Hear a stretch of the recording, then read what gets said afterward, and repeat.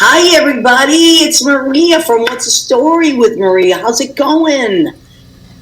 I am coming to you live from, instead of New York City, which is usually where we come live from in our studio, I'm coming to you live from Cliffside Park, New Jersey, because I had a lot of errands in Jersey today. A lot. And they didn't get done till late. So I know, Danielle, you noticed right away. First of all, hello to our friend Danielle of D's Enlightened Edits.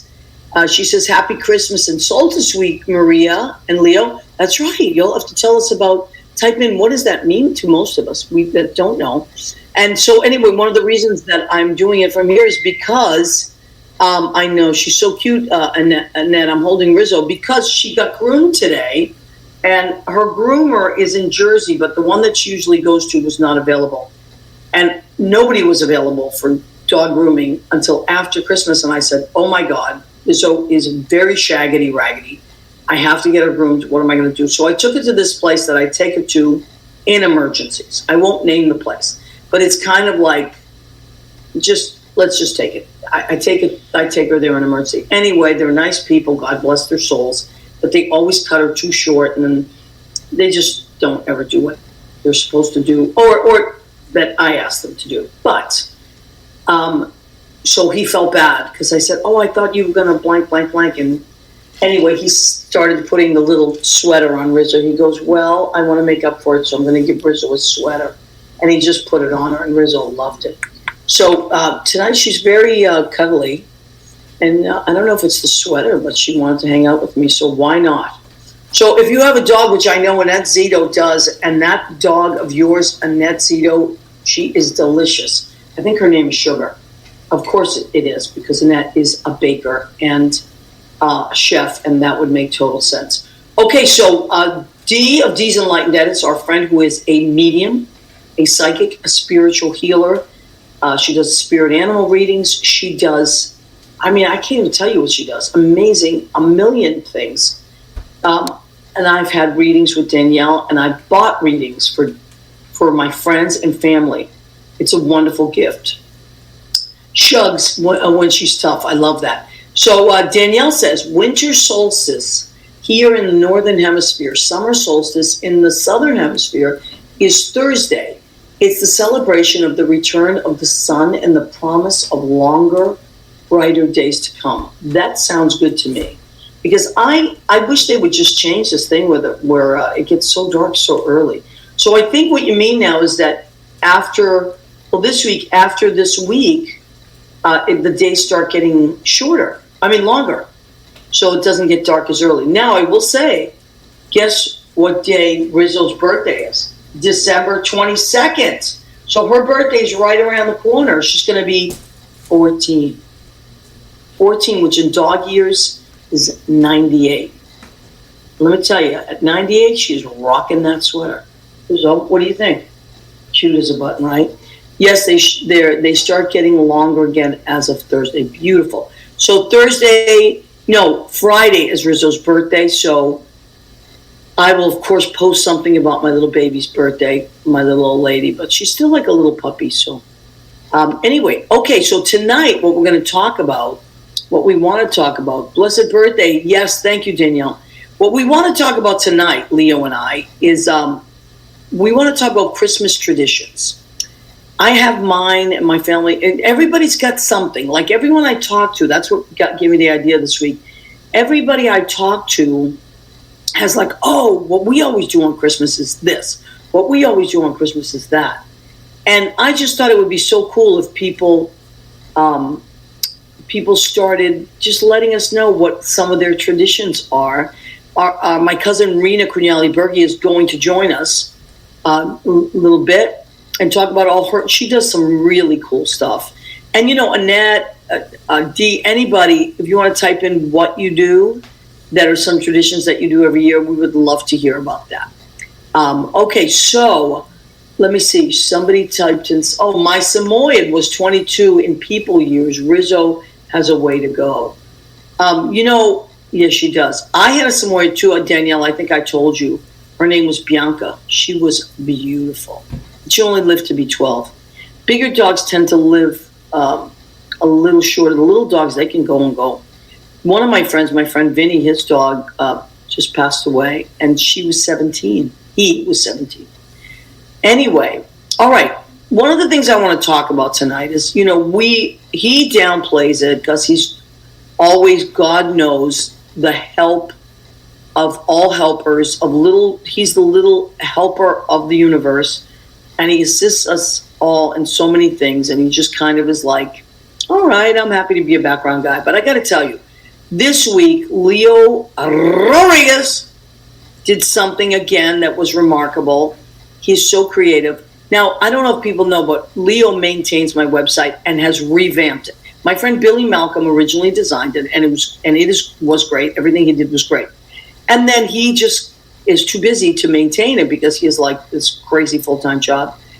And Leo said, I can do it. So I turned it over to Leo, and Leo has revamped and recharged my website, and he adds all this new stuff all the time. So please go and check out mariagentili.com. It's really, really, really good. I'm really happy with it. And Leo maintains it and adds things and changes things. Now, this week he did Lynn Portis Genius's website, lynnportis.com, and it's amazing.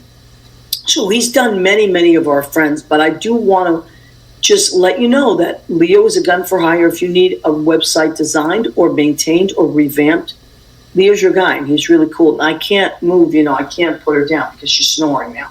So Rizzo's going to do the show with me until she's ready to, go down and just hang out on the blanket. But anyway, so Leo, I wish you would join us.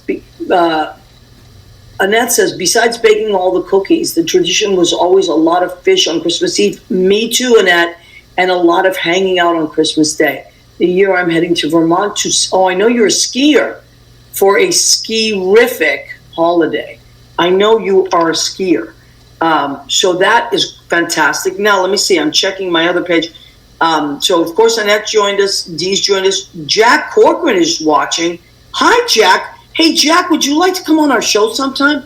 Jack is my friend Joe Corcoran's son, and he is an amazing instrumentalist that plays, I believe he plays the cello, and he plays in a symphony, a philharmonic. So, Jack, look at your schedule on Tuesdays. If there's a Tuesday in the future that you can Zoom in with us between 9 and 10, please let me know. Reach out to me. I would love to have you on the show. So Karen, my friend Karen and Joe, that's their son. I remember, Jack, when you were so little, you were at Lynn Portis's wedding, and you were so little that you were like a toddler. I have a picture of you at Lynn Portis's wedding, and look at you now. You were a strapping young instrumentalist, professionally playing in symphonies. Wow, how beautiful is that?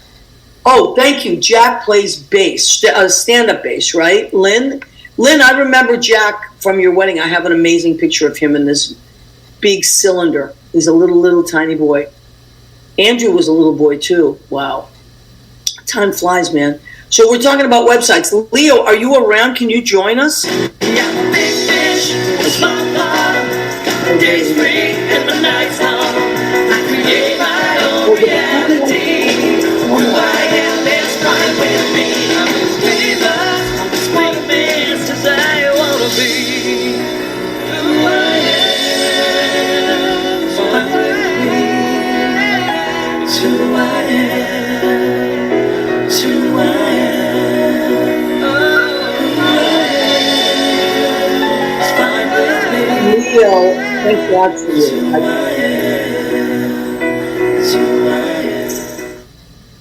Look at the detail, even on our promos, right? So Leo does all the promos for the show. And every detail, the dancing Santa Claus, I noticed he was a little bit of a bear. The dove, there was a dove in there. There was a snowman. There was all kinds of things. So Leo does all our promos every week. If you need Leo to do anything like that for you, please, I have no... Leo we share Leo. I need to get a calendar. Liz Goldenberg, you better believe you need to get a calendar because your brother-in-law, Tom Gold, is Mr. November. And boy, is he sexy. He is really sexy, and lots of people have noticed. They're like, oh my God, who's that? I'm like, that is Tom Gold of Tom Gold Dance. He's a choreographer and has his own dance company, which you should check out. Tom Gold dance. So, okay, Rizzo, maybe now I can let her put it down.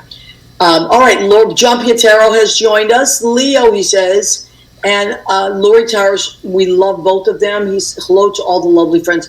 Hello to you too. Oh my goodness, Leo. Johnny Tomorrow.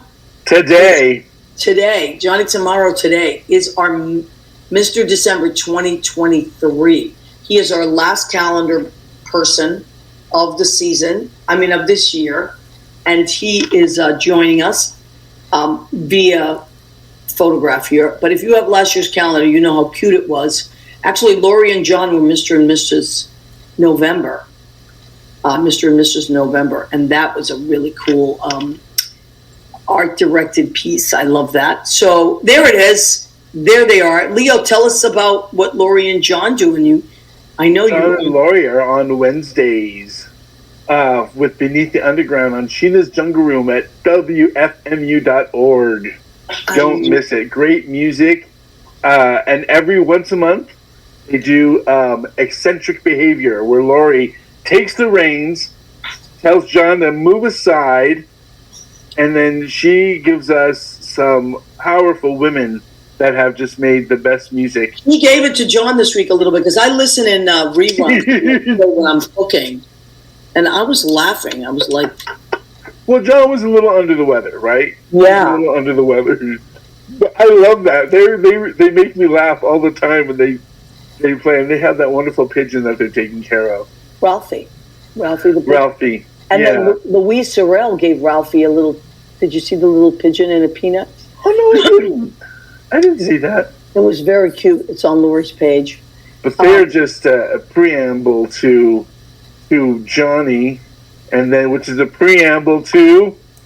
Dun, dun, the Nothing But the Apron calendar. I have sold lots of calendars. I'm not going to lie.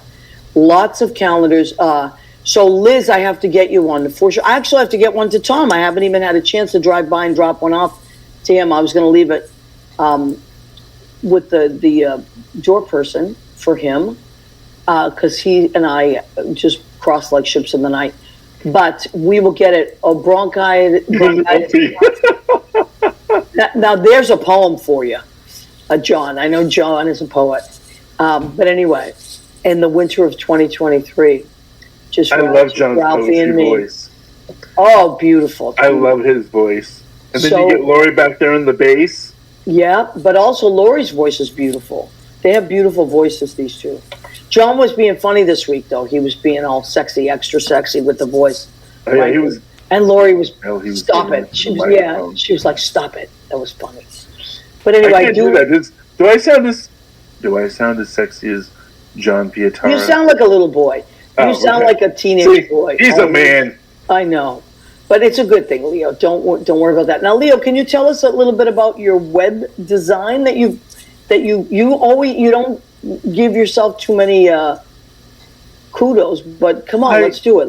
It started helping my friends is what it, I know. Just helping them because I get to do a little bit and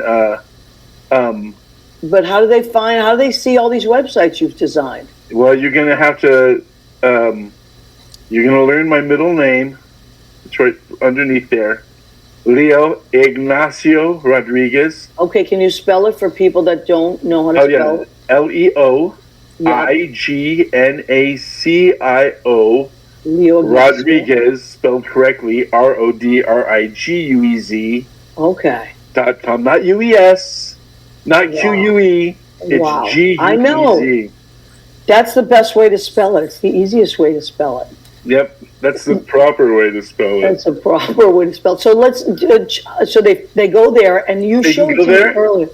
And it shows the different websites, right? It shows the different websites. It also mentions our podcast production, of which What's the Story with Maria is on. Also, the American Songbook Association I've helped out.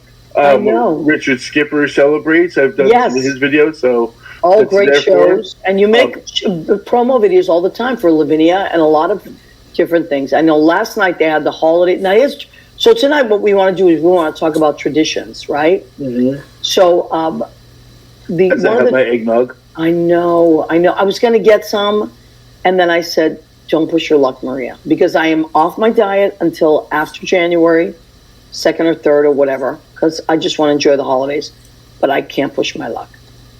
And so, because otherwise I won't be able to fit in my pants. And you know And that. this eggnog is not like me. This eggnog straight. Oh, wow. Hey, wait a minute. Well, let me see that cup. Who gave you that cup? It's my chewy cup. Oh, my God. Accidental Leo Chewy. Oh, my God. That was years ago. That was your Christmas present many years ago. And Because you are the accidental stage manager. And you know, these are the cups that I use. Yeah, I know. This is this is what I call my command center here. Yeah. And this is my water cup. It's always filled with water every day. It's right here with me.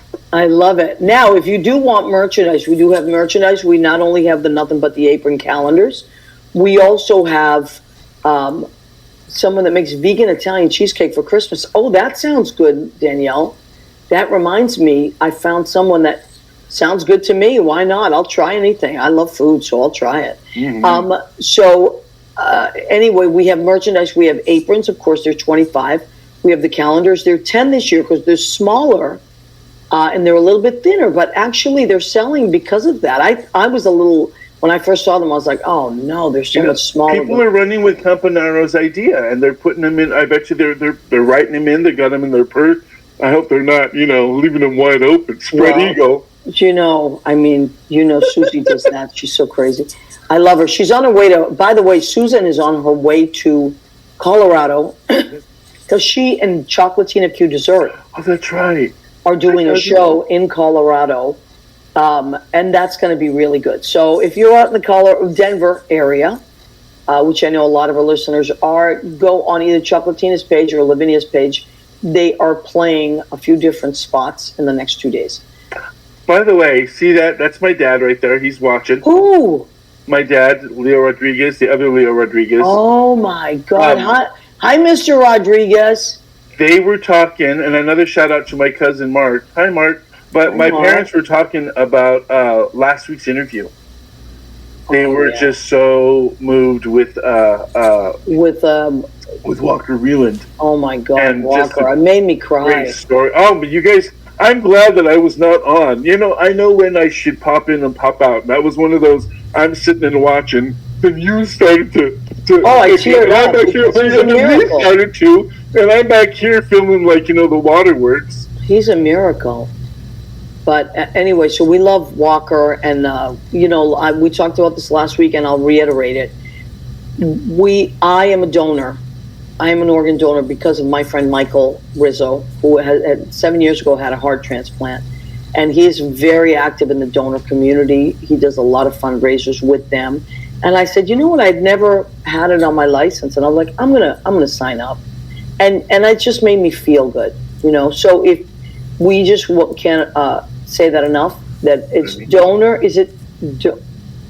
Donor.org, I believe. Donor.org. I think it's super simple. Or just Google, how do I become a donor?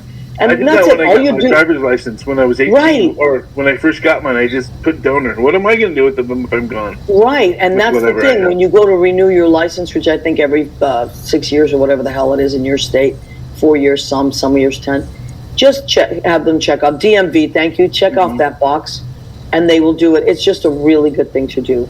Yep. So also we talked about my cousin Ronnie, who is Rina's brother, is soon to be in need of a kidney, and they're just getting ready for it. So if you are someone in the Massachusetts area, I can send you the link, and you want to sign up to see if you are a match. A lot of my cousins listen to the show and things like that, and also friends. I remember many, many, many years ago, my sister was in the hospital, and all my friends stepped up to donate blood. Like, it was crazy the amount of people that, and things like that. Like, with your family, that's a lot of blood. There's a lot of blood, yeah. Dear son, we are all listening to Mom and I. Okay. Oh, that's your dad. Yep. This 10-minute walk away from you over there. Well, Feliz Navidad, Mr. Rodriguez, and we love Leo. Thank you for letting us. Felicia Rashad, Dad. Oh my God. Okay, so Hey, Tonight we're what? You better make sure that you're on your P's and Q's because I know that your family manager is watching now, and she's Our in the family green room. project You manager. better, you better be on spot now for our weather girl. I better be. So here's Leo and I were talking about traditions, and we all have different traditions depending on our cultures, depending on our families, depending on where you live. You know, some people do different things depending on the weather. So Lynn said, Leo's dad, we love your son, Feliz Navidad. It's true. We love him so much. So what are some of the traditions? And please feel free to type them in, something that your family, like Annette typed in. But to talk about, Ashlyn Sacco is watching. Do you know who Ashlyn is? No, I don't. She is William Billy Roskowski Jr.'s fiance. Oh, So, my favorite episode of all time of What's the Story with Maria is Christmas at the Roskowskis. There it is. And Billy, their son, that's Bill Sr., and their son Billy's fiance is Ashlyn Sacco. Oh. I want to get her on the show some night because she is a teacher and she's amazing. And she works in the arts and theater. And there's Billy. Look how cute he is. He was just a little peanut. Well, I mean, it was about 4 years ago, but now here's he's engaged to Ashlyn.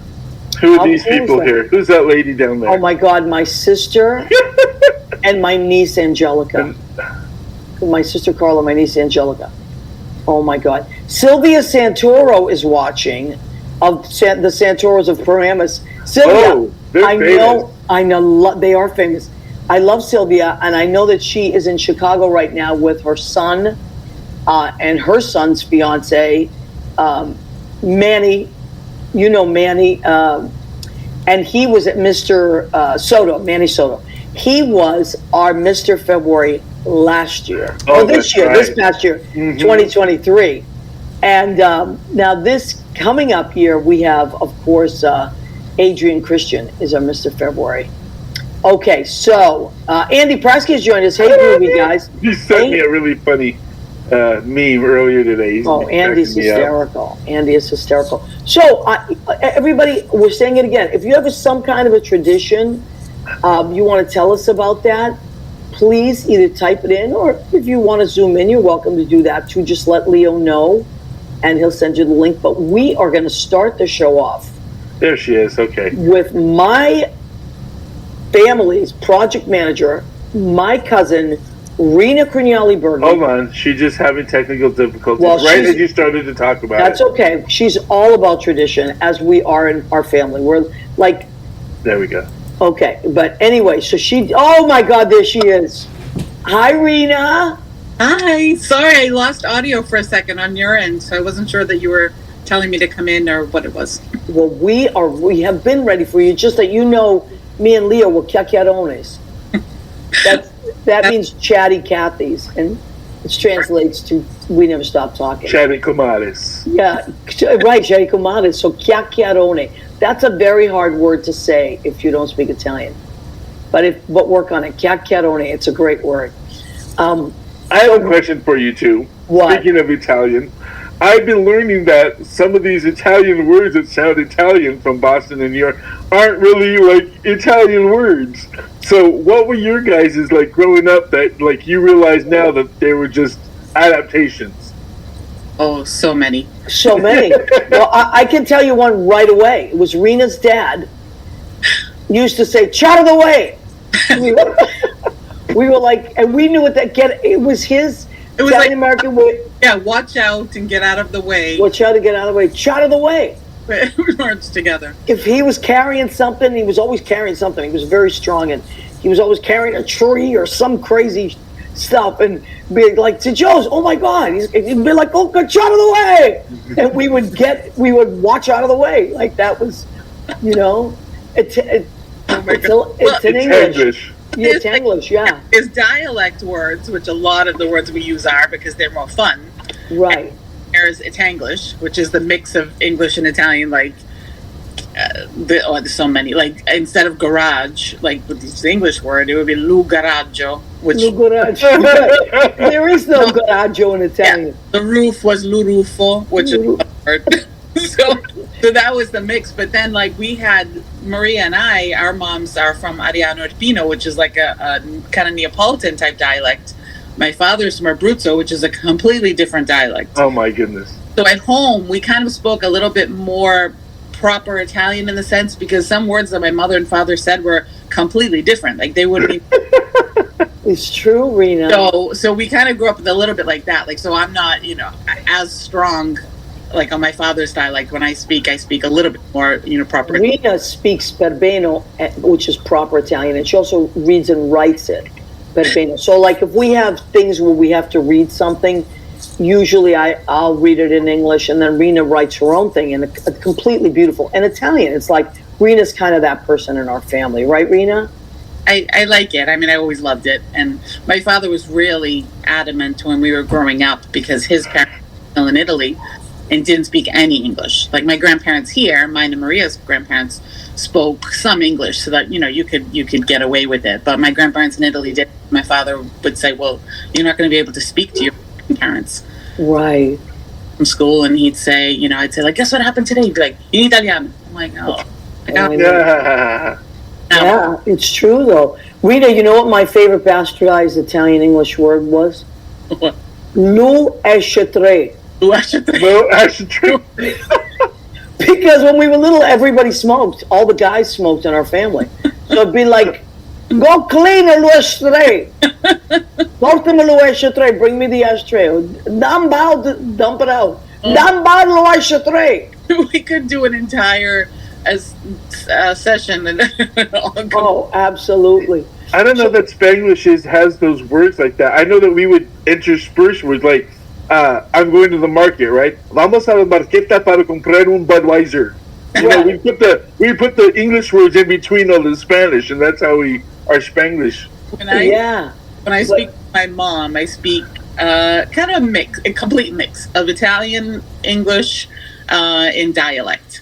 And Ron, I've noticed, you don't realize what you're doing because my mother understands me, I understand her. But Ron he'll listen and he'll be like, oh, what happened? He's like, the words got faster, you went into dialect. He goes, and then there was Italian, then there was English. He's like, what was going on?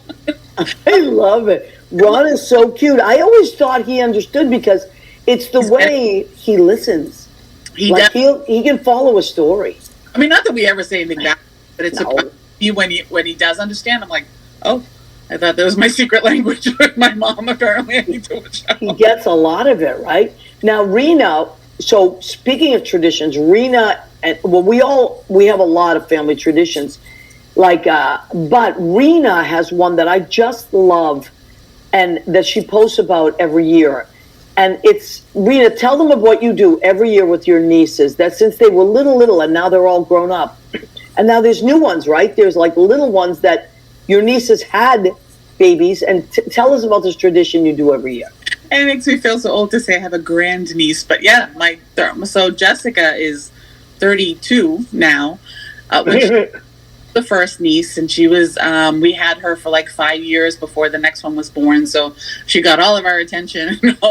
And I would be making cookies, and I would be watching her. She'd be in the high chair, and she wanted to make cookies, so I would give her some dough to play with, and I'd give her a couple of cookie cutters. So the first time she was like 18 months, and I just, hand them to her, and she started like actually following what I was doing and making cookies. And I was like, oh my gosh, like she's so cute. And so I'm like, maybe next year we'll give her more.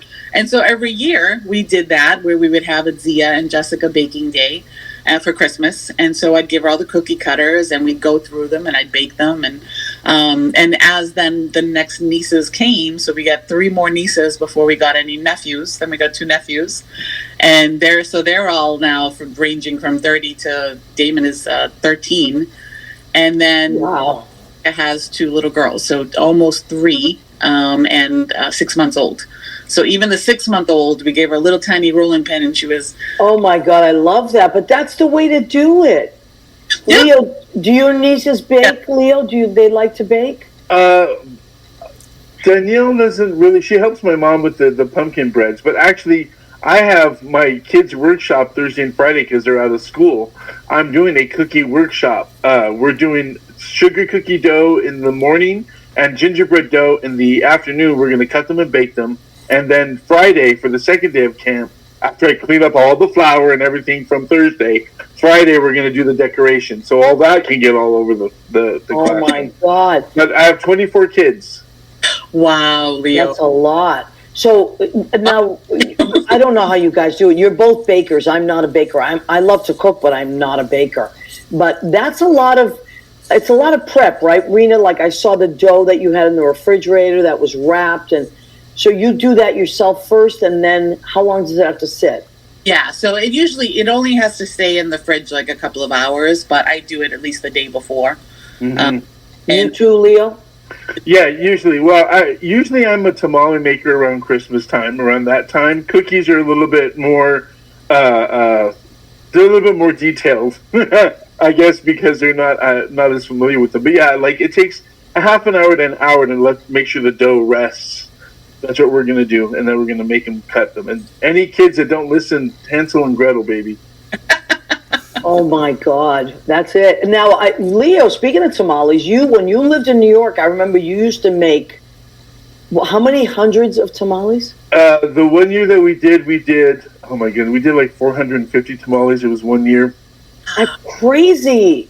Yep, that's when you have a lot of people, and like what some families do here, especially in California, they have a day in the season that's not on the holidays that they make tamales, and they're making like, oh my God, 5, 6, 7, 10 dozen tamales. Families like, spread it, pass it on, fill it, pass it on, wrap it, and then. So it's a line. Yep. Okay. Now, Rina, when you guys do, because I know you're, especially the Brutzes side of your family, I know you guys will do like for weddings, pizzelas. You used to do those beautiful peach pastries. So many things. And do you do like a line like that as well, where everybody has a different job, or do you each make something? When we did the pizzella, and the Brutzese pizzella, not the thin ones, they're thick. And they're a special iron. They usually have everybody's that has the initials of the people, usually the bride and groom. So my mom and my dad's initials are in the one she uses. Yeah.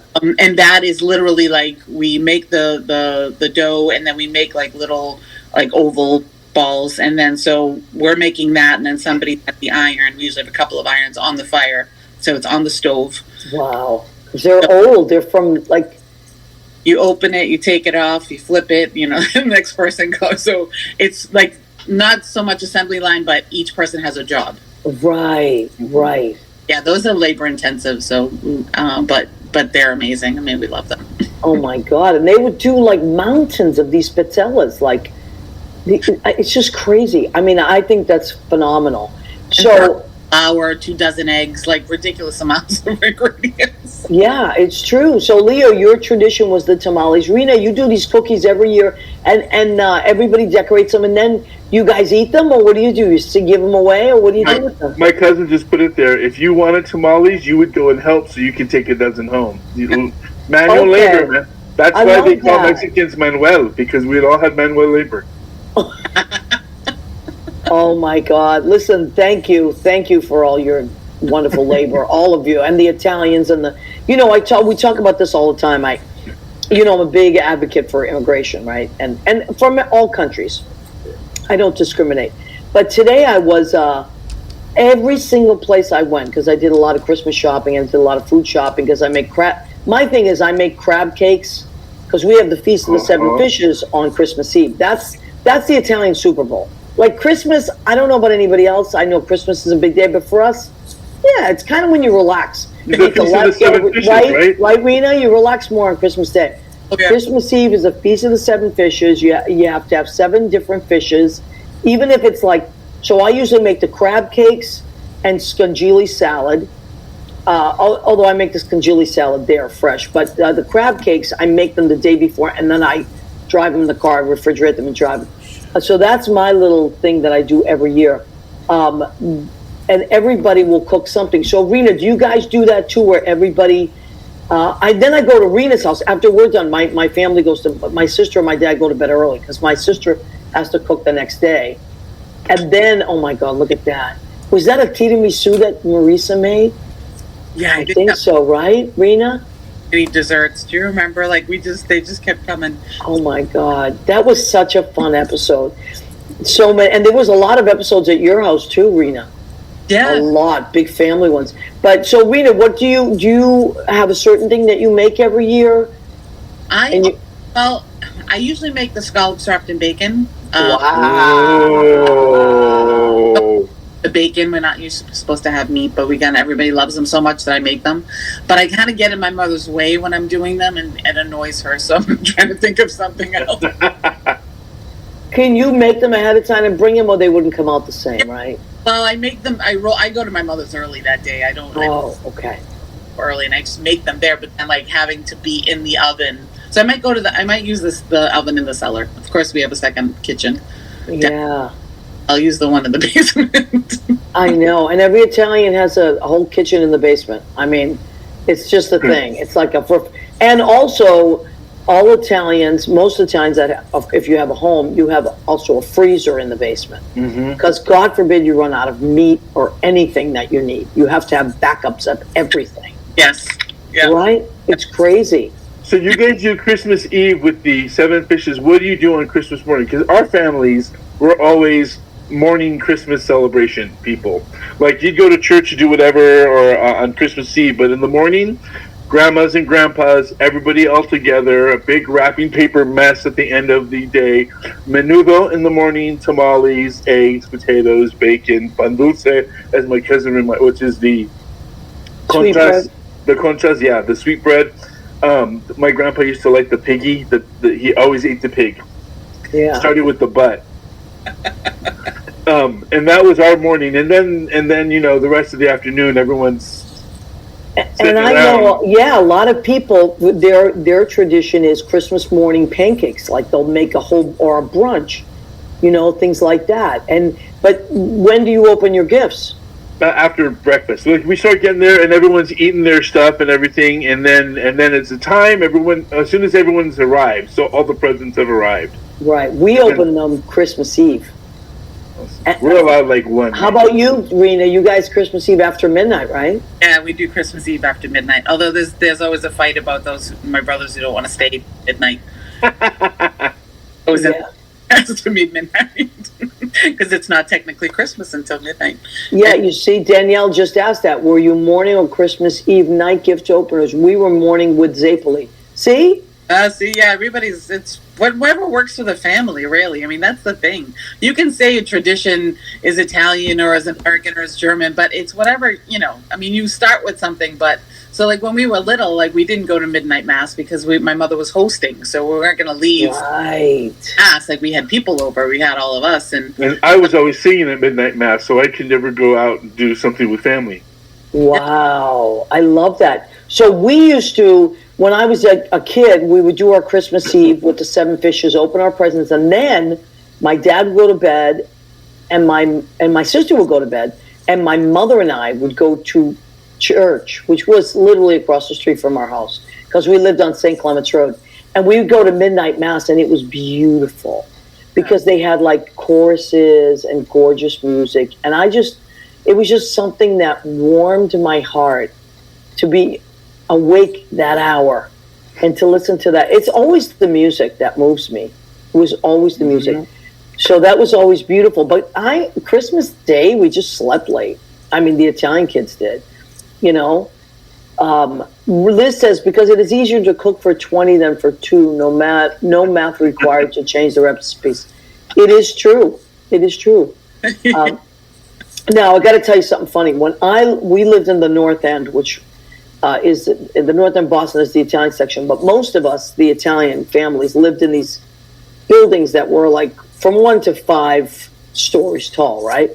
So Santa Claus, obviously, there was no roof for him to land on in our brain. So this was very confusing to an Italian kid because you would see, you would see all these stories of Santa Claus landing on roofs and going down the chimney. We were like, I personally was in a panic. I was like, how is he going to get here? And I mean, like, what's the deal? So anyway, I remember one year there was a knock. I was like in a panic, and there was a knock on the door. And I was like, oh my God, what is that? My mother's like, I don't know. Scatter.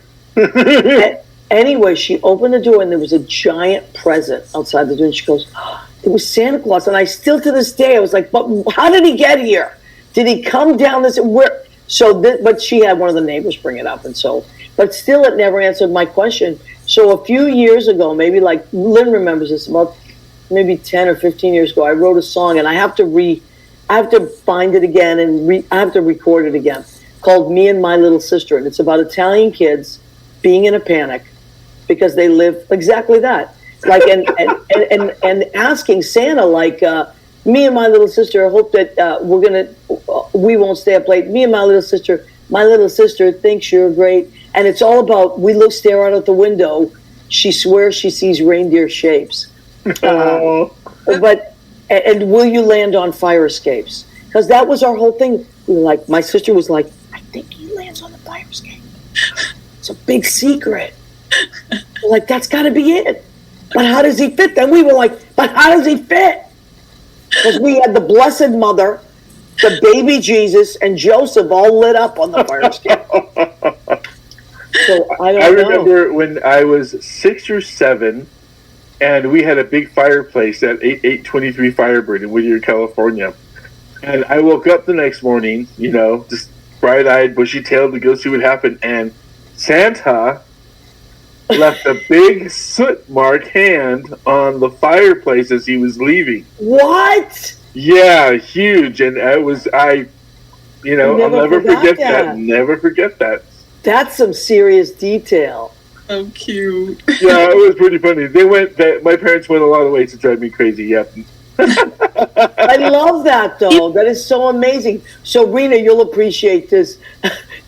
This makes me laugh. Danielle's so funny. Danielle goes, LOL, Italian anxiety starts early. Because it's true. There's a picture, Danielle, I'm going to send it to you. It's Rina's first birthday. Rina, do you remember this picture? It is Rina's first birthday. Someone is holding her. I think it's like Omara Yolanda, might be, who was Rina's godmother, is holding her like this over the cake, and she's going to blow out the candle, right? And my cousin Ronnie's there, and my sister, Angela, maybe my sister. And if you see my face, Danielle, I'm going to send you this picture. I am so worried. Like, I'm like this. And I think I was 4 or 5, maybe, because I was afraid Rita was going to fall on the cake. I was like, don't hold her over the fire. She's going to fall. I was that kid. I was worried about everything. Andy Prasky, I think, describes a lot of Christmases for people. My poor parents, they decorated everything, put up the tree on Christmas Eve because Santa brought everything. So they would get to bed at 5, and we would wake everybody else up at 7. To see what Santa left. Oh my God. Yeah. John got cold one year. What traditions you start, because then they remember, kids are very much my nieces remember a lot of things. They're like, remember this, remember that, and I'm like, oh gosh, I think I just made that up. I'm like, okay. I'm like, now it's a tradition. I know, it's crazy. So you have different families would have to explain to their kids according to their traditions, why Santa Claus must have come early here, because, and I remember somebody saying, well, he's got to go around the world. So he's got to start with somebody before. It can't all be in the morning. So right. We get hit late. We're like, oh. But I'm going to find that song. And next year, I have to play it live or something. It's really cute. I just wrote it because we were so stressed out. And also, we didn't leave cookies. My mother would leave biscotti. Yeah. Because Italian kids didn't make regular cookies. My mother made biscotti for Santa. Yeah. She was like, oh yeah, that's right. But I was also worried, I don't know if any other Italian kids or any other kids whose parents, their first language wasn't English. I was worried that Santa Claus did not speak other languages other than English. So my fear was, how are they, you see, I was always, even as a kid, how are they communicating to Santa what I need if he doesn't speak Italian? So that's the songs about that too. Did they tell you and again, in the song, I'm not worried about myself. I'm worried about my little sister. Oh, But she thinks you're great, like. But it's anyway. No cannoli. Yeah, Rena, did we have cannolis? It wasn't so big, right? For Santa? we would do all homemade stuff. My mother was a huge baker, so Oh my God, Sienna. a lot. Call her Sarah Tucker, which was like a character. That's right. We called her Sarah Tucker when we were kids. She was always baking. She was always baking. So yeah, we Sarah loved Tucker or Sarah Lee? Sarah Tucker. Cool Whip. She was. Oh right, Rena. And I remember Maria used to always call her Sarah Tucker, and it made me laugh. Oh my God, that's right. Tiana, yeah, rainbow cookies are my favorite. Tiana made everything. Yeah. She could cook Tiana would make it look so easy. She could cook a roast beef, potatoes, vegetables, salad, antipasto, and desserts. Yeah. I don't know how she did it. And she hauled it all in. Oh, I mean, I helped her from when I was little, so you definitely did. But she was just, amazing. And my dad would help on the sly. He wouldn't let anybody see him, but he would constantly be helping my mother because he didn't want. Yeah, he was. Tasting? What's that? Tasting? Tasting? No, helping. Like, okay. Didn't get anything she needed. But if you said to him, like, are you going to help Mom with dinner? He'd be like, no, I don't do that. Yeah. And he did. You know what Joe's used to do? Rena's dad's. Oh my God, Rena, I never forget these. These were great traditions too. And when did he do this? I think it was summer, Rena, where they would make the polenta. Oh yeah, polenta's always winter. Yeah. Okay, so this is amazing. Tell them about your polenta, because you're the only family I knew that did. I mean, I know a lot of families do polenta, but you guys really did. Tell them how you did that. Yeah, because the polenta is like a lot of northern Italians and also where my mother's from in Campania, they have polenta, but like a dish of it, and it's softer. Whereas in Abruzzo, where my father's from, it is like a bat, like a giant lobster. And it's like you have this like pole that you stir the polenta. Right. Progressively gets harder and harder. You keep adding like semolina to it and cornmeal until it becomes like hard. Right. Slice it. Wait, then you would say to your sibling or your cousin, you take it now. Oh yeah. You could only do it so long and your arm was going to break off. So you'd pass that duty because your mother was doing other things. So as a kid, you had to, and usually you were little, so you were like this, or you had to be up on a chair. And we'd all fight to say, I'll do it first, because the first is like so easy. You'd be like, nothing. And then like as you get to the end.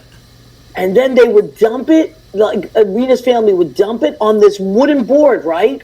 Had like a wooden board. Took up the whole table. That was the whole thing. That was the fun of it, where they would pour the polenta on the board and then pour sauce on half of it, and the other half would be like pieces of pork, sausage. Oh my, that was my favorite.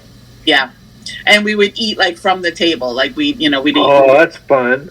And as a kid, you're like, oh my gosh, this is the most fun thing ever.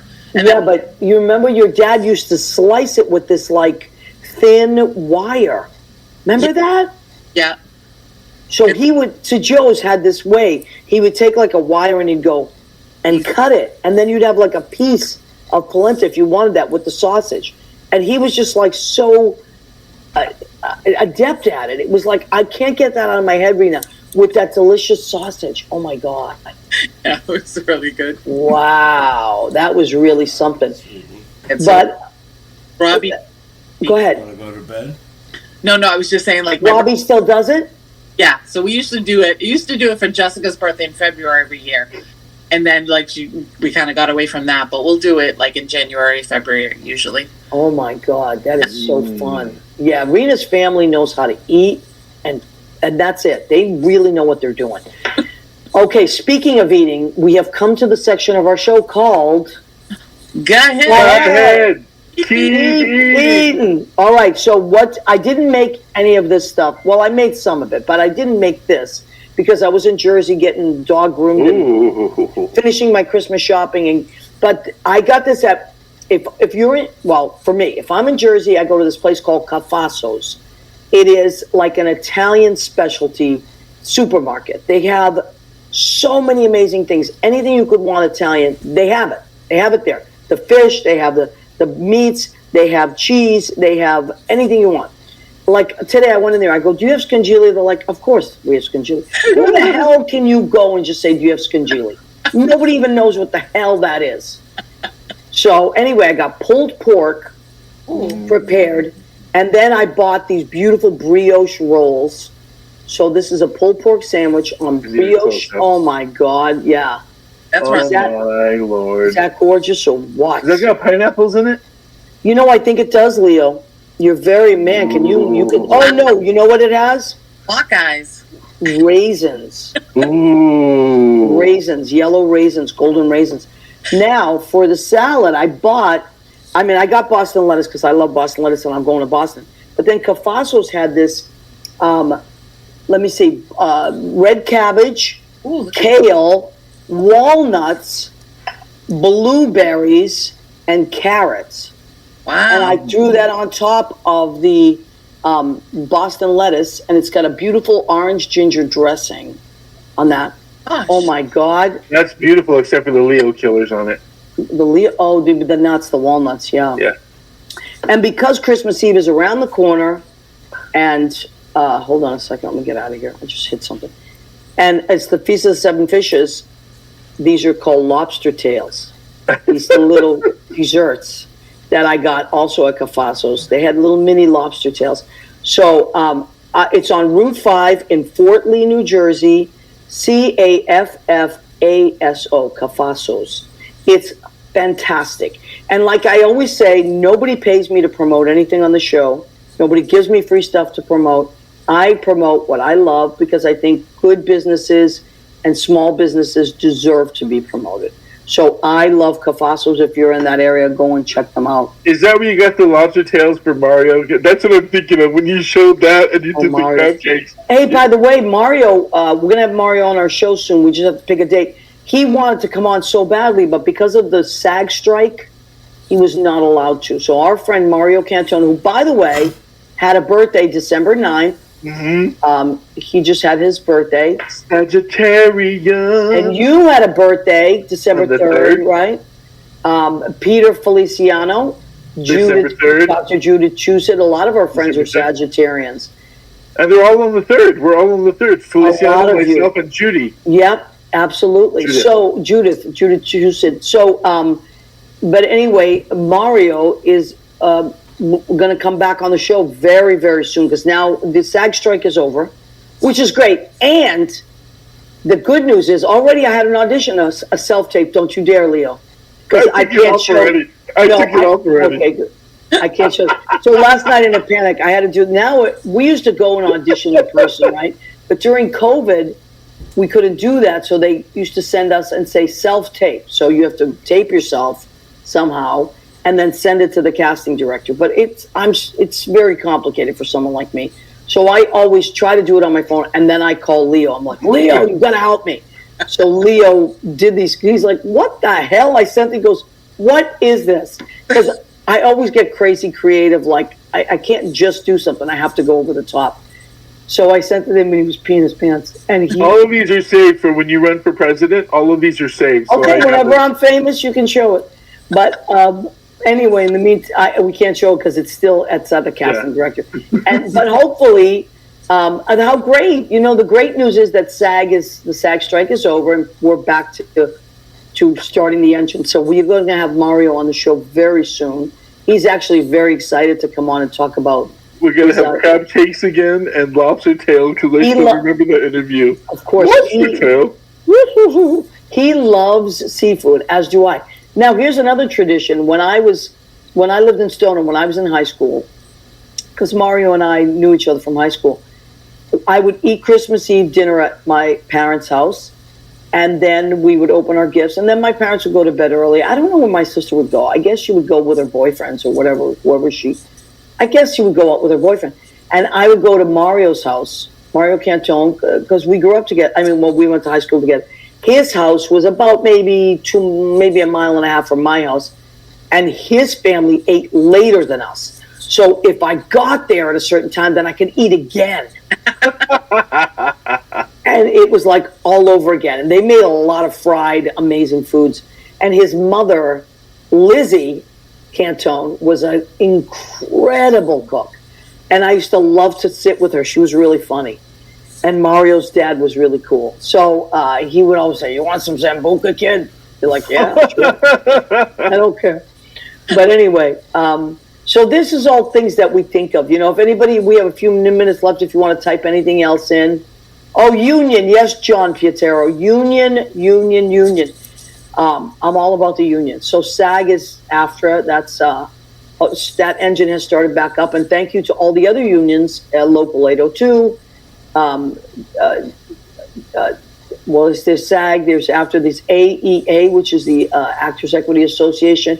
All these great ASCAP. All these. ASCAPer. As you see, American Society of Composers, Authors, and Publishers. Mm-hmm. There's so many great unions, and we support union 100%.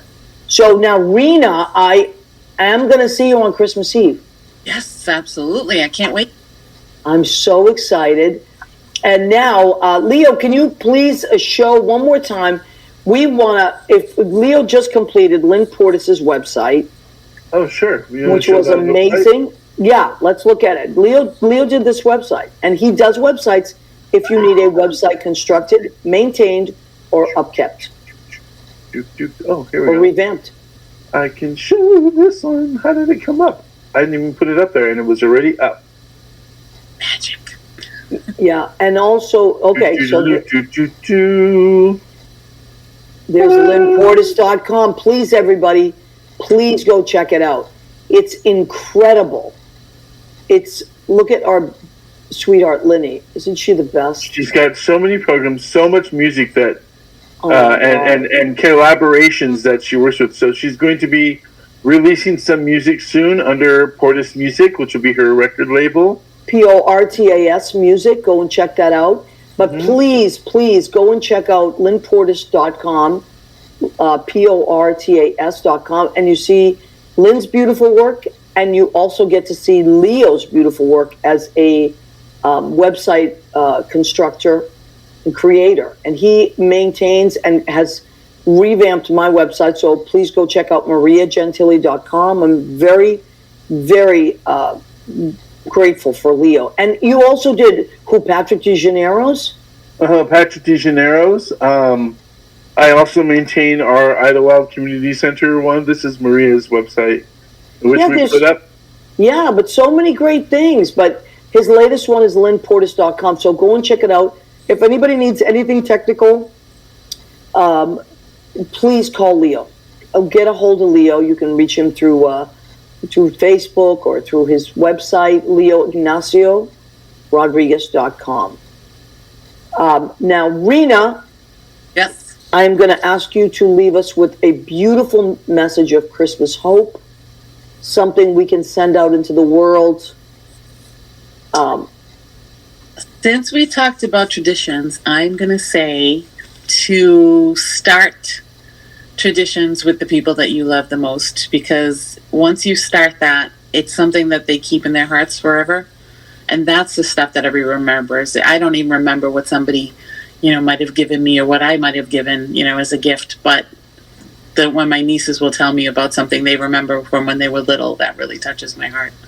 Oh, I love that. It's true. That's what you remember, and don't underestimate the little stuff. And that's pretty much what you inspired me to say, Rina, because it's true. It's that kind of stuff it's the little things. It's the funny things people say to you, it's that it's cold outside and you come in and it's warm and your glasses fog up because someone's kitchen is always going, and like, that's the kind of stuff that I remember, and just the way people treated me. You're right, Rina. I don't remember the gifts. I remember how people treated me. Yeah. Leo, what would you like to leave people with? Peace. Yeah. We talk about it a lot, so let's make it happen. Yeah, and you know what? Look, it's easy to say, well, this person should do that. This group should do that.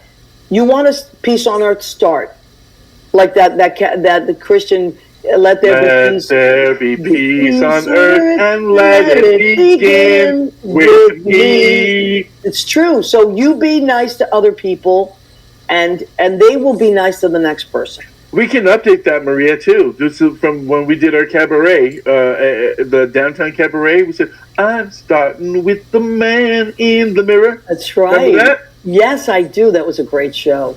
So, also, our buddy Jean Simpson Dunn, I was trying to get her on the show, but she is busy in rehearsal because she, like you, Leo, is directing a cabaret in her hometown of Danville, Illinois. And I want to shout out to Jean Simpson Dunn, who is, I went to high school with Jean as well. She was Mario's best friend, and she's a friend of ours. And so she's going to come on the show in February and tell us about that closer to. So we want to shout out Jean Simpson Dunn. And I send my love to all the families that are celebrating Christmas, and also our friends that just celebrated Hanukkah. So many beautiful friends of ours and if you celebrate something else, whatever it is that happens in the winter time. Can I do a celebration? I got. What is it? This is a little gift that I got from one of our friends, Danielle, and I love a tradition for Christmas. Is to open presents, so I think I'll open it right now. Since I just got it in the mail. Oh my God! You. I'm gonna do it the way we did as kids. You just ripped it right off. Yeah, remember when you didn't care. Yeah, you didn't care. Of course not. Grandma's gonna pick it up. Oh my God! I bet I know what it is. Let me see if a little pig. It is a spirit animal crystal, I believe. Oh. Wow, what is it? Whoa, Leo, it's a coyote. I knew it because that's your spirit animal. That's my candy spirit. It's so beautiful. Oh my God. Rina, by the way, I have a present for you and your mom from Danielle that she sent to me to give you guys on Christmas Eve.